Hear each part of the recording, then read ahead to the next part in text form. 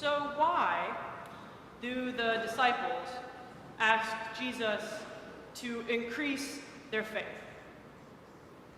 If you're looking for how to answer that from our selection today, it's going to be a really difficult task. It's not really in that selection. And scholars sometimes think that this is a separate, contained unit, but a lot of scholars think it actually is a reaction to what Jesus has been saying before. And I've come to agree with them about that. So that's the lens I'm going to put on for this kind of conversation today. So the question then isn't just why the disciples ask this. It's what has Jesus said that prompts them to ask this? And so this is chapter 17. We start in verse 6 or 5. You got to look to the first verses before it. And if you situate yourself at the beginning there, Jesus is surrounded by his disciples. He's only talking to his disciples here. And he's just come off kind of row with the Pharisees. No surprise there. And he's talking to his disciples about what an ideal faith community is like. And he's talking about conflict. And he says, it's bound to happen. Stumbling and sin are bound to happen. And we might add, because that's what humans do whenever humans get together. We have all kind of opinions, we have all kind of thoughts, and we have all kind of emotions, and they bump into one another.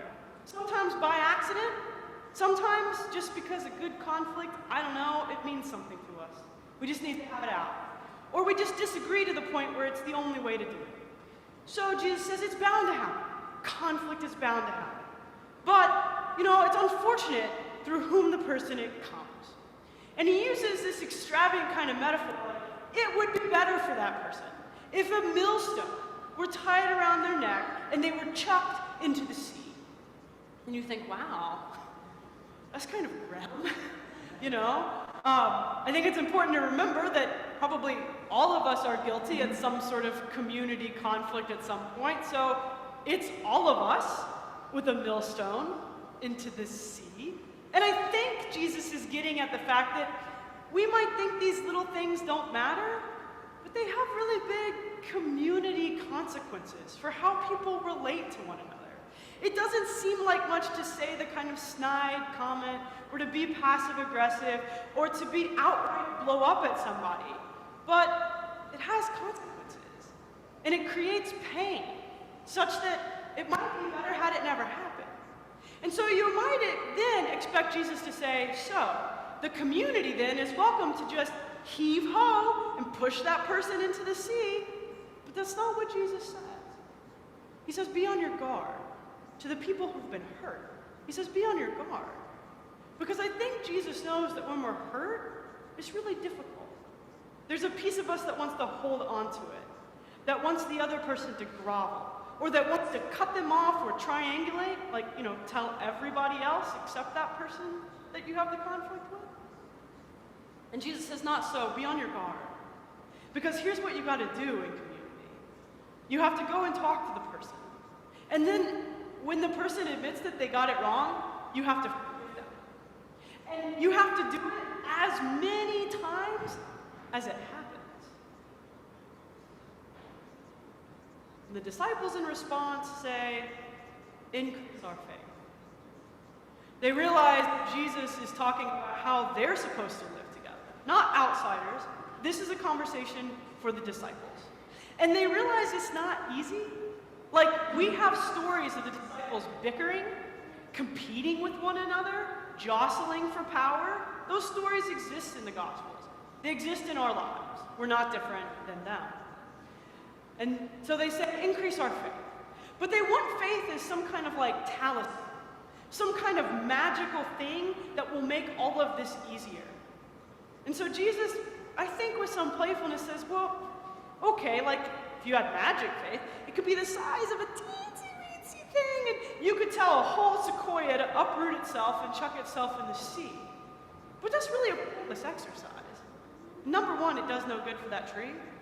And number two, it's a fantastical act from a magical kind of faith. So then Jesus says that's not actually what you need. And he tells a second parable, a difficult parable.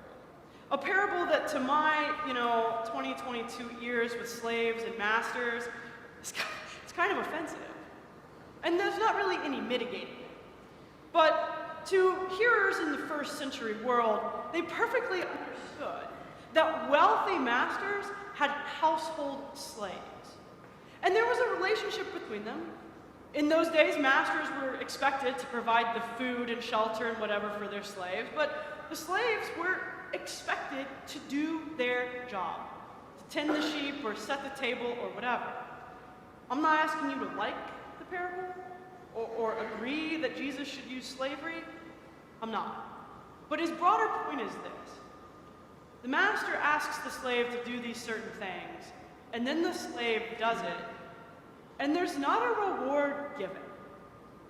The slave does not expect a reward. The master shouldn't have to give a reward.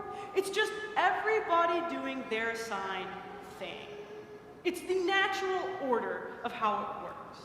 And in the end, the slaves say, we're just slaves. We did what we were supposed to do.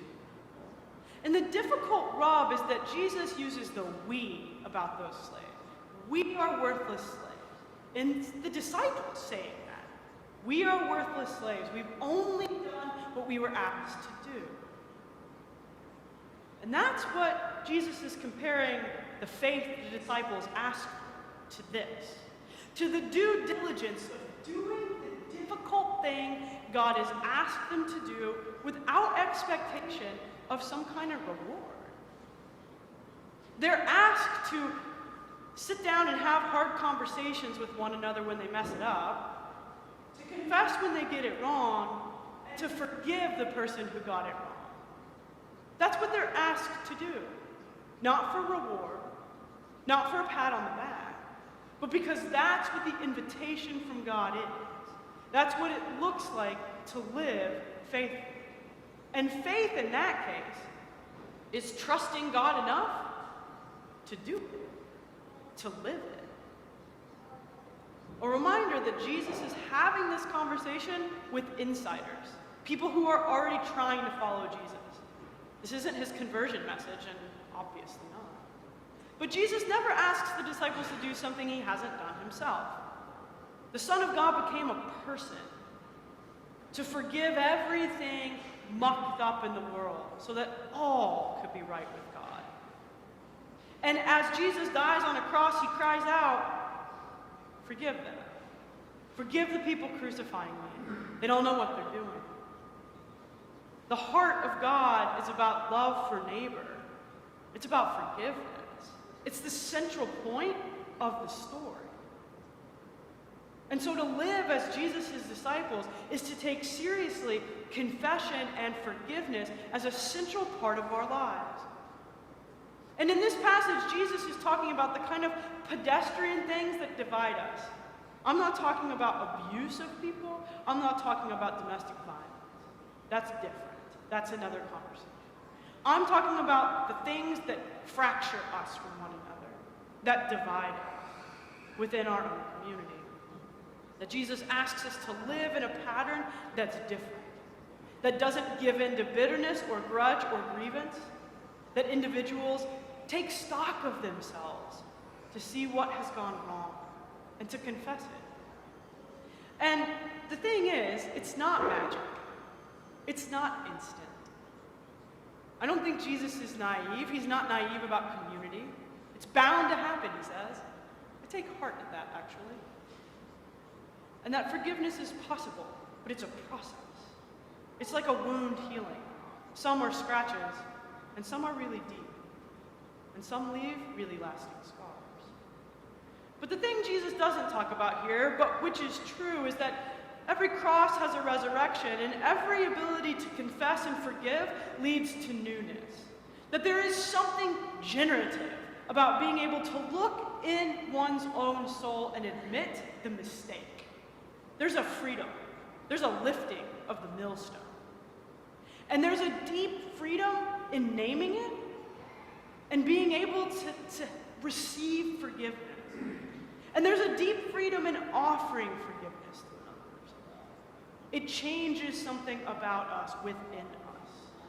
It draws us together and it opens the opportunity for us to be more whole.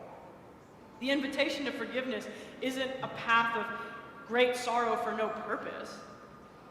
It's to lead us to a new place. The most difficult of trails lead to the most beautiful of vistas, generally. Maybe that's true of forgiveness and confession. And we're supposed to practice like we play, right? So every Sunday we show up here and do a Rite to liturgy. We actually practice confession and forgiveness so we can walk out the doors and do it differently. In a couple of minutes, we'll all stand up and we'll read a confession collectively. Because sometimes it's not just about the individual, it's about all of us. And then we'll receive forgiveness from God. Yes, the priest will say it. But they're the words of Jesus spoken to all of us. Sometimes we just need a tangible reminder that it's true. And then we'll pass the peace, which is not merely a how's your day, would you like a cup of tea after this? It's actually, I have now confessed, and I have received forgiveness, and I am well with you, my neighbor. We are at peace with one another. And we are therefore at peace together to approach this table, to receive the invitation of God in the bread and in the wine, to be drawn together, and to walk out those doors and do it differently. The liturgy is about practicing the Christian life. And if we can practice it in the liturgy, and we can practice it at coffee hour, and on our outreach teams, and in all the other ways we meet each other, then we have a better chance of living it in a world that doesn't know this pattern, but a world that might find it a life-giving pattern. So may we remember these words of Jesus, allowing the words we speak in our liturgy and the way we live together to touch us, to change us, to transform us, and to send us out into the world as more loving, empathetic, and compassionate